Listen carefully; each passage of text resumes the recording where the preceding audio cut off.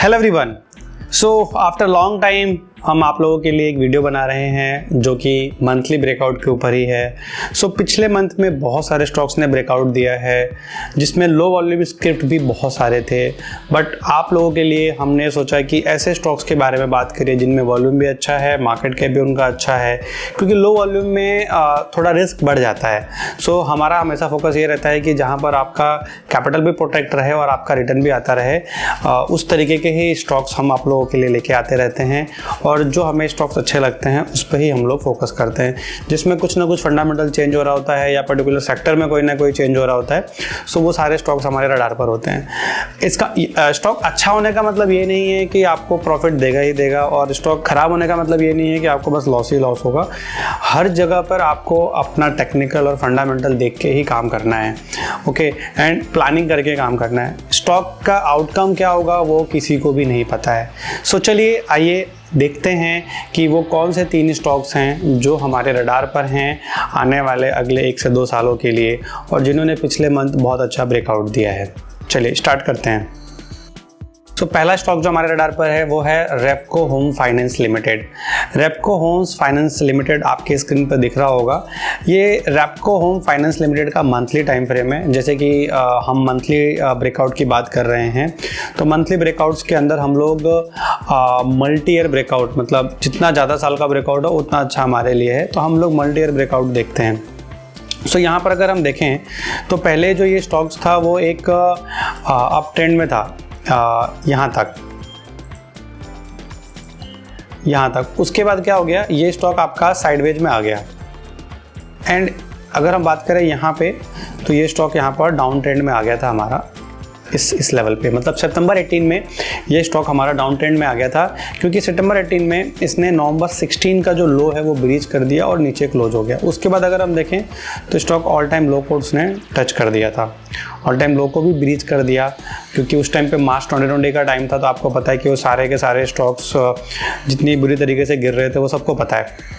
सो यहाँ पर अगर हम देखें तो यहाँ पर डाउन ट्रेंड हुआ, डाउन ट्रेंड स्टार्ट हो गया, फिर पुल बैक आया तो वही लेवल का इसने रेजिस्टेंस लिया, उसके बाद कंटिन्यू वो नीचे रहा, एंड अगेन वो ऊपर गया, फिर अगेन नीचे आया, एंड अभी अगर हम रिसेंटली देखें तो इसमें हमारा ट्रेंड चेंज हो रहा है। ठीक है, तो जो पहले एक सपोर्ट था वो अभी हमारे लिए एक रेजिस्टेंस बन गया बाद में, एंड अभी आज की डेट में वो हमारा ट्रेंड चेंज कर रहा है। तो अभी जैसे कि हम इस पे हम इसलिए फोकस कर रहे हैं क्योंकि यहाँ पर ये एक बहुत ही अच्छा जो सप्लाई जोन था, ये जो जैसे आप देख रहे हैं ये एक सप्लाई जोन बन गया था ब्रेकडाउन के बाद, एंड पुल बैक आने के बाद एक सप्लाई जोन बन गया था, उसके ऊपर भी इसने क्लोजिंग हमें दे दिया है।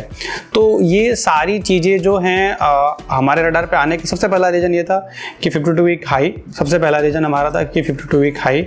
उसके बाद जो हमारा पहले एक रेसिस्टेंस था, पहले एक सपोर्ट था, वो रेसिस्टेंस बना, 2 बार उसको रिस्पेक्ट किया। उसके बाद फिर हमें एक मेजर रेसिस्टेंस मिला जो कि 430 का लेवल था, उसको यहाँ पर ये रिजेक्ट कर रहा था। तो मतलब ये जो है ना, ये एक सप्लाई जोन बन गया था, उसके ऊपर इसने क्लोजिंग दे दिया। वॉल्यूम की अगर हम बात करें तो हमारा एवरेज वॉल्यूम जो होता है उससे ज़्यादा वॉल्यूम हमें मिल गया। ऊपर से अगर हम देखें तो हमारे को जिगजैग जो हमारे को हायर हाई चाहिए होता है फॉर्मेशन, वो भी हमें यहाँ पे मिल गया है। अगर हम यहाँ पे देखें तो हमें जिग भी हमें हायर हाई मिल गया है। तो ट्रेंड चेंज हो गया, 52 वीक हाई बन गया, मंथली क्लोजिंग हो गया, जो पहले रेसिस्टेंस था उसके ऊपर भी क्लोजिंग हो गया। तो सारी चीज़ें यहाँ पर हमारा क्राइटेरिया फुलफिल हो गया। अब हम बात करें कि अप साइड में हमारा अब नेक्स्ट मेजर रेसिस्टेंस कहाँ पर है, तो वो है हमारा इस लेवल पे। हमारा जो लेवल आ रहा है अराउंड ये आ रहा है आपका 900। सो 900 से लेकर अराउंड 920 ये जो जोन है हमारा, ये नेक्स्ट रेजिस्टेंस लेवल है। तो अगर हम यहाँ से अगर हम रिस्क और रेशियो की बात करें तो हमारा जो ये लेवल आ रहा है ये अराउंड 500 का लेवल आ रहा है, एंड यहाँ से हम अपसाइड की बात करें तो हमारा अराउंड 80-85% के अपसाइड का मूवमेंट, अपसाइड का लेवल बन रहा है, और डाउन साइड में हमारा रिस्क है 25% का। तो ये रिस्क कैसे निकाला हमने, ये बेसिकली यहाँ पर हमारे को एक लोअर टाइम फ्रेम में हायर लो था, क्योंकि जैसे कि आपको पता है कि जब ट्रेंड चेंज होता है तभी हम मानते हैं कि हमारा स्टॉक नेगेटिव हो गया।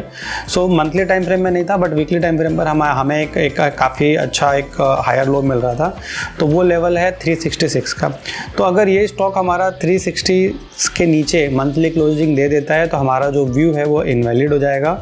एंड जो इसका मेजर सपोर्ट लेवल है वो है 500 का, एंड दूसरा मेजर लेवल है 440 का। तो ये दो लेवल हैं, 500 एंड 430-40 का, ये दो लेवल हैं जहाँ पर मेजर सपोर्ट है। एंड ऊपर में जो मेजर रेसिस्टेंस है वो 900 के आसपास है। तो मैंने देखा कि हाँ, एक चीज़ और आपको दिखाता हूँ कि यहाँ पर जो ये रेंज का एक ब्रेकआउट आया था, तो इस रेंज का जो डेप्थ है वो मिनिमम जो है उसको भी हम चेक कर लें अगर ब्रेकआउट से, तो वो भी हमारे अराउंड 800 के आसपास आ रहा है। तो पैटर्न बेस्ड टारगेट अगर अपन देखें, सपोर्ट रेजिस्टेंस के बेस पर अगर देखें, तो ये सारी चीज़ें हमारे फेवर में आ रही हैं। तो ये रीज़न था क्योंकि ऐसे मार्केट में जहाँ पर मार्केट काफ़ी ज़्यादा अप डाउन कर रहा है, वैसे मार्केट में ये स्टॉक्स ने हमें एक काफ़ी अच्छी monthly closing the and trend भी चेंज किया, तो इस वजह से हमारे रडार में ये आया। अब बात कर लेते हैं कंपनी के फंडामेंटल्स को। तो अभी कंपनी जब ऑलरेडी इतने टाइम से डाउन ट्रेंड में था, आप समझिए इतने टाइम से कोई कंपनी डाउन ट्रेंड में चल रही थी टेक्निकली, तो जाहिर से की बात है कि नंबर सारे उतने अच्छे नहीं होंगे। अब ट्रेंड चेंज हो रहा है, इट मीन कि उसके अंदर कुछ ना कुछ पॉजिटिव डेवलपमेंट हो रहा है या कोई पॉजिटिव न्यूज आ सकती है, ठीक है। तो यहाँ पर अगर हम देखें तो बात करें इन टर्म्स ऑफ रेवेन्यू, तो आज से 10 साल पहले कंपनी रेवेन्यू करती थी अराउंड 300 करोड़ का, और आज के डेट में TTM की अगर हम बात करें तो वो ऑलमोस्ट 4 to 5 टाइम्स का वो है रेवेन्यू है। हम बात करें बाकी चीज़ों की, तो रेवेन्यू हो गया। नेट प्रॉफिट की बात करें तो वो भी कंटिन्यू बढ़ रहा है। सब कुछ अच्छा होने के बावजूद भी कंपनी ग्रो नहीं कर रही थी, मतलब स्टॉक रिटर्न नहीं दे रहा था। बट समथिंग, कुछ ना कुछ पॉजिटिव चेंजेस या डेवलपमेंट अपने को यहाँ पर देखने को मिल सकता है, जिसका इम्पैक्ट आपको आगे फ्यूचर में देखने को मिल जाएगा या मिल सकता है। बाकी अपने को टेक्निकल अच्छा लग रहा है, फंडामेंटल में कोई नेगेटिव चीज़ नहीं है, वो भी हमारे लिए अच्छी बात है। तो हम अपने जो हमारा इन्वेस्टिंग प्लान है उसके अकॉर्डिंग हम अपना ट्रेडिंग प्लान या इन्वेस्टिंग प्लान कर सकते हैं। तो जो हमारा पहला स्टॉक था वो था रेपको होम, जो मैंने आप लोगों के साथ डिस्कस किया। दूसरा स्टॉक है हमारे पास इंडस टावर। इंडस टावर के अंदर भी अगर हम देखें तो ये एक लार्ज कैप कैटेगरी का स्टॉक बन जाता है, क्योंकि इंडस टावर का जो मार्केट कैप है वो अराउंड 1 लाख करोड़ के आसपास का है आज की डेट में। एंड अगर हम बात करें इसकी भी सेल्स ग्रोथ की, तो वो कंटिन्यू ईयर ऑन ईयर बढ़ा हुआ है, मार्जिन भी बढ़ रहा है, प्रॉफिट भी कंटिन्यू है, मतलब सब कुछ अच्छा है। बट सेम वही रेपको होम वाला ही स्ट्रक्चर इसमें भी बना हुआ था। अगर हम टेक्निकली देखें कि ये डाउन ट्रेंड में था काफ़ी सालों से, अब ये ट्रेंड चेंज कर रहा है। तो यहाँ पर अगर हम देखें कि यहाँ पर इसका एक ऑल टाइम सपोर्ट था, उसको ये 2 बार रिस्पेक्ट किया है। मैं लाइन चार्ट और लोअर, तो उसको 2 बार इसने रिस्पेक्ट किया है अगर हम ध्यान से देखें यहाँ पे। एंड उसके बाद यहाँ से रिवर्स होके ये जो एक रिसेंट जो इसका एक रेसिस्टेंस लेवल था, जो सबसे पहला इसका एक रेसिस्टेंस लेवल था, उसको भी इसने क्रॉस कर दिया है, उसके ऊपर भी क्लोज कर दिया है। अब हम बात करें तो नेक्स्ट रेसिस्टेंस आपका जो जोन है वो 480 से 500 के बीच में है आज के डेट में। तो अगर हम RR देखें तो उतना फेवरेबल नहीं है, लेकिन चार्ट बहुत स्ट्रॉन्ग लग रहा था मुझे।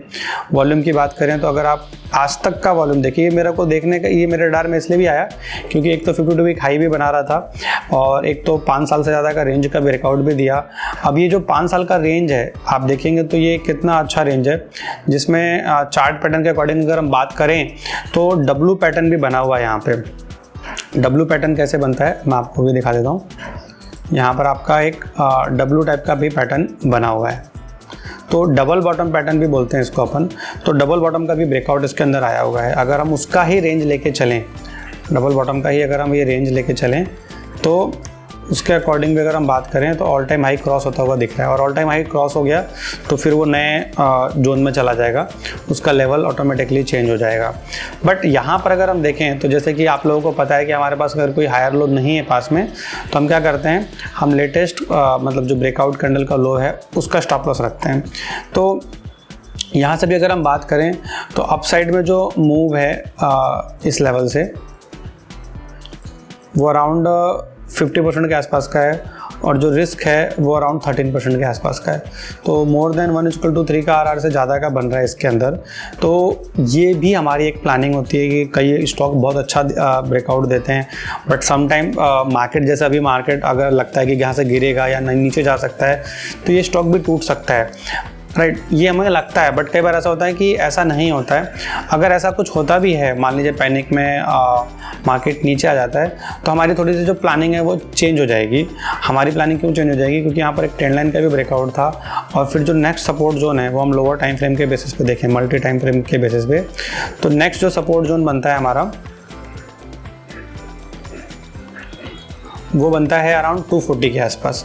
तो मान लीजिए कि आपने यहाँ एंट्री करा, फिर आपने 240 के आसपास एंट्री किया, तो जो 240 के आसपास हमारे पास जो भी ब्रेकआउट है, जैसे ये ब्रेकआउट कैंडल है ट्रेंड लाइन का, तो हम उसके नीचे स्टॉप लॉस रख के काम कर सकते हैं।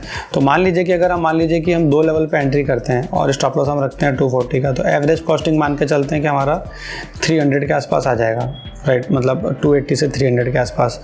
क्योंकि जैसा कि आप लोगों को पता है कि मार्केट जब बहुत ज़्यादा हाई पर होता है या मोस्ट ऑफ द इंडेक्स का RSI 80-90 पर होता है, तो मैं खुद प्रेफर करता हूँ कि 2 से 3 पार्ट में एलोकेशन करूँ।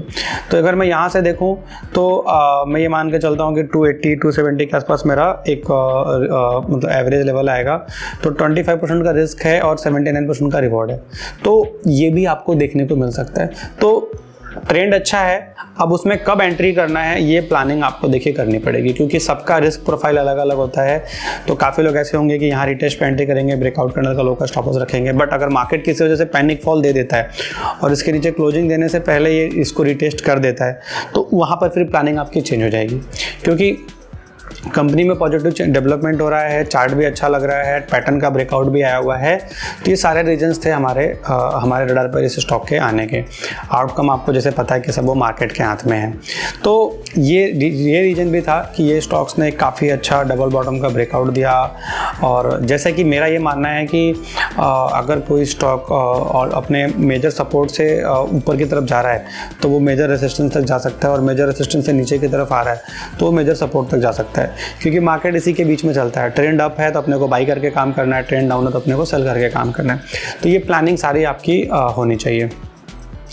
अब आ जाते हैं उस स्टॉक्स पे जो हमें सबसे अच्छा लग रहा है अभी, और क्योंकि उसने ऑल टाइम हाई का ब्रेकआउट दिया है उस वजह से, तो वो है हमारा आशियाना हाउसिंग। आशियाना हाउसिंग जैसे कि हमने इसको गेस द स्टॉक की लिस्ट में भी डाला हुआ था, क्योंकि हम गेस द स्टॉक की लिस्ट इसलिए डालते हैं कि इससे आपका ना प्रैक्टिस होता है। काफ़ी लोग बोलते हैं कि सर ये तो टाइम वेस्टिंग है, बट सच बताऊँ, जो लोग प्रैक्टिस करते हैं रेगुलर बेसिस पर उनको पता होता है ये कौन सा स्टॉक है। तो इससे क्या होता है कि आप रेगुलर प्रैक्टिस करेंगे, आपकी हैबिट आएगी, तो आपका कन्विक्शन लेवल भी बढ़ेगा। तो हम जैसे कि बात कर रहे हैं अभी आशियाना हाउसिंग का, तो वॉल्यूम आपके सामने दिख रहा होगा, ऑलरेडी बहुत अच्छा खासा वॉल्यूम है ऑल टाइम हाई के ब्रेकआउट पे।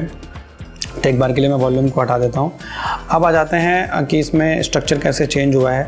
तो सबसे पहले जो इसने ट्रेंड चेंज किया है वो यहीं पर कर दिया है जब इस हाई का ब्रेकआउट आया था। उसके बाद यहाँ पर भी एक रेजिस्टेंस था इसका, एंड मेजर जो रेजिस्टेंस था वो हमारा ऑल टाइम हाई का था, जहाँ पर इसने एक बार रिजेक्शन भी दिया। तो अभी क्या है कि जितने भी लाइन हैं, ये जितने भी लेवल्स हैं, ये सब हमारे अब क्या हो गए, सपोर्ट का काम करेंगे। पहले ये सपोर्ट का काम नहीं कर रहे थे, बट अभी हमारे लिए ये सपोर्ट का काम करेंगे अगर मार्केट नीचे आता है उस केस के अंदर। तो इसके अंदर जैसे हम देखें तो ऑल टाइम हाई का ब्रेकआउट है। ये जो हाई है वो Feb 25 का है, तो इट मीन्स कि अराउंड 9 ईयर्स का आपका एक ऑल टाइम हाई का ब्रेकआउट आया है। इससे पहले इसने रिजेक्शन दिया है। तो अब देखिए कि इसमें 8 to 9 ईयर का ऑल टाइम हाई का ब्रेकआउट, अच्छा वॉल्यूम है, सब कुछ अच्छा है। तो यहाँ पर एक बार अपने को फंडामेंटल पे देखना चाहिए कि कैसा लग रहा है, कैसा नहीं है। प्लस RSI 80 का जो रूल है वो भी अपने को फॉलो करना है। तो ये जो मैंने अभी लाइन ड्रॉ किए हैं ये सारे हमारे सपोर्ट के लाइन है, कि अभी हमारा जो रिसेंटली सपोर्ट है मैंने उनके लाइन ड्रॉ किए हुए हैं यहाँ पे। तो अभी मार्केट अगर ये नीचे आता है तो अराउंड 350 एंड एक और लेवल है 300। ये दो लेवल हैं जहाँ पर मार्केट अगर ये मतलब ये स्टॉक आता है तो वहाँ पर आप प्लानिंग कर सकते हो इन्वेस्टिंग की। एंड अगर हम बात करें रिस्क की, तो मेरा यहाँ पर जो प्लानिंग वही है सेम, वीकली का हायर लो अराउंड 260 के आसपास बन रहा है। तो 265 का स्टॉप लॉस हम मंथली क्लोजिंग बेसिस पे रख के इसमें अपनी प्लानिंग कर सकते हैं। अगेन बात करें, काफ़ी लोगों का जैसे होता है कि यार टारगेट कैसे डिसाइड करें, तो ये एक तरीके का राउंडिंग बॉटम पैटर्न भी है यहाँ पे, कि ये जो डेप्थ है ऑल टाइम हाई से ऑल टाइम लो का, वो डेप्थ भी हमें देखने को मिल सकता है।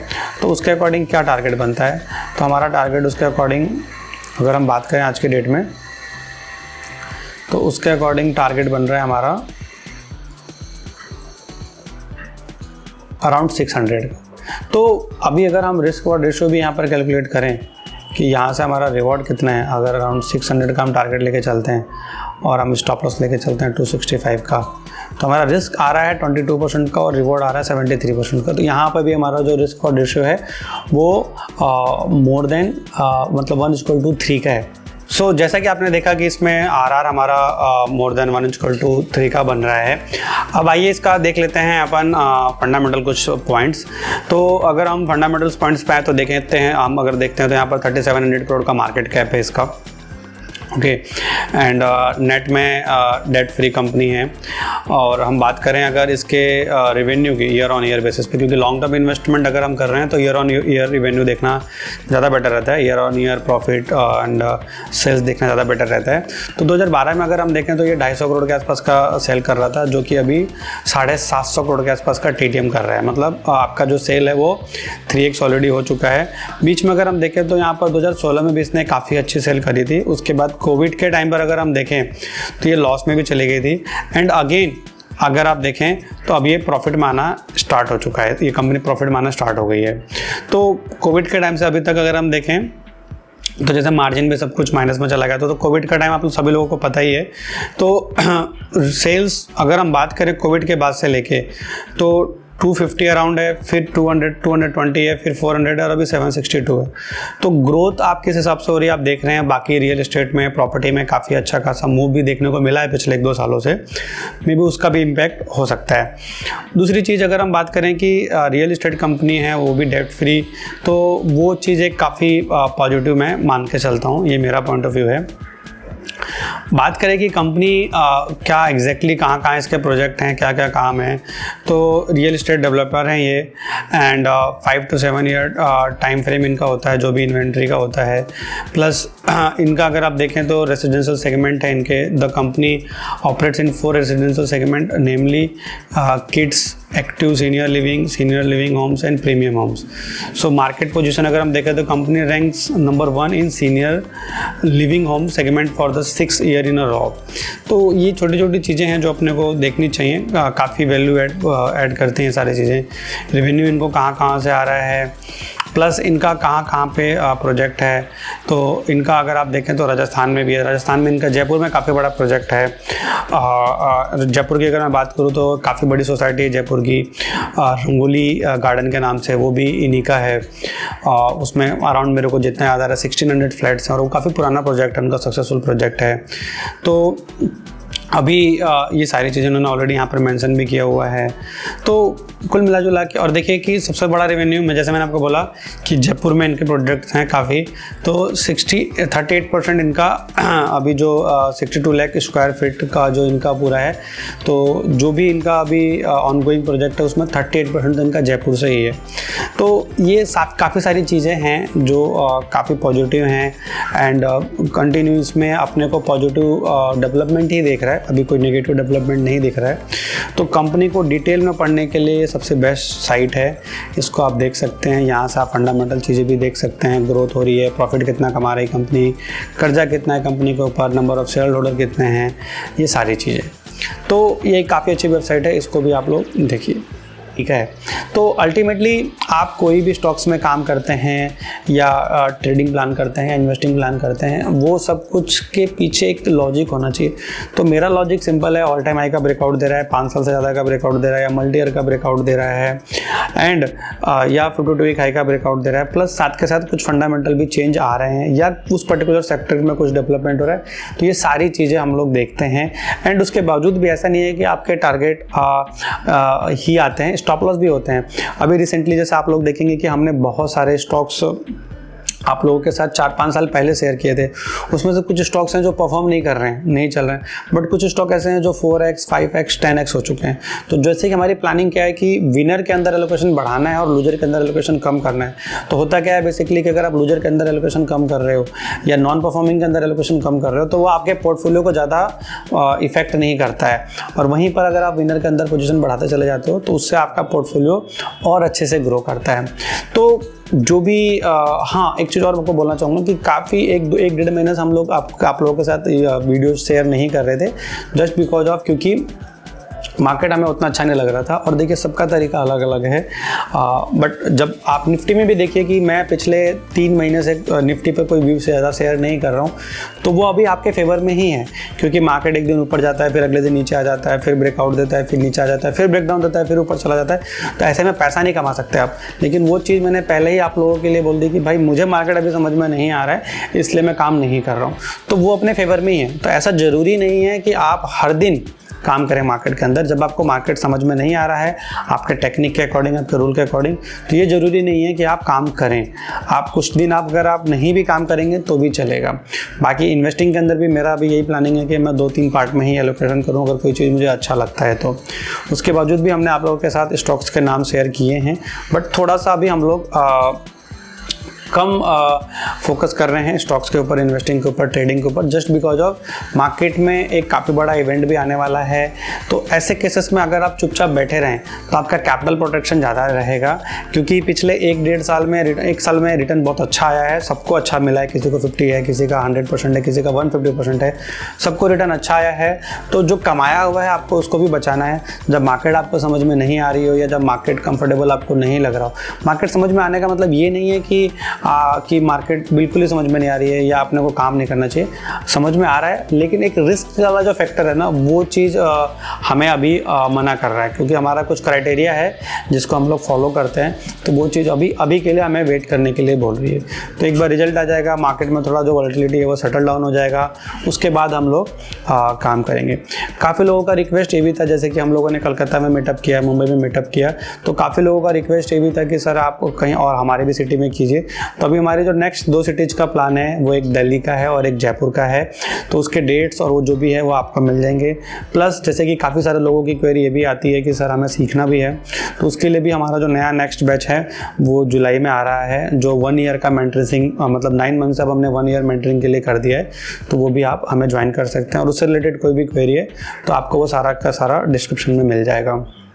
जैसा कि आप लोगों को पता है कि हम लोग सेबी रजिस्टर्ड रिसर्च एनालिस्ट हैं, तो यहाँ पर जितनी भी चीज़ें हमने डिस्कस किया है ये सब कुछ एजुकेशनल और लर्निंग पर्पज़ है, कोई भी बाइंग एंड सेलिंग रिकमेंडेशन नहीं है। जो मेरा नॉलेज है, जो मेरा एक्सपीरियंस है, वो मैं आप लोगों के साथ शेयर कर रहा हूँ, जिससे कि आप नया कुछ सीखें और काम करने का जो तरीका होता है, सही तरीका होता है, उसको आप जानें। तो हमारा मेन पर्पज़ यही है। Thank you.